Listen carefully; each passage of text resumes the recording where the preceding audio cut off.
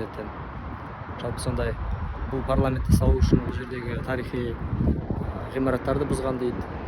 Жалпы осындай өте зәулім ғимарат. Көрсеңіздер.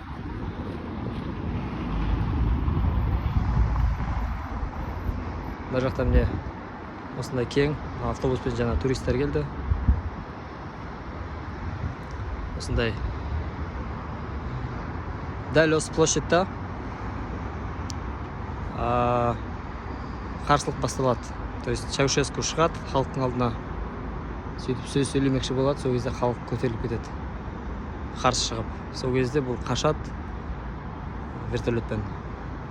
Кейін әскери адамдар өткізбейді шекарадан, границадан, жаңағы әуе кеңістіктен. Сөйтіп уже әскери адамдар ұстап алып сот жасайды.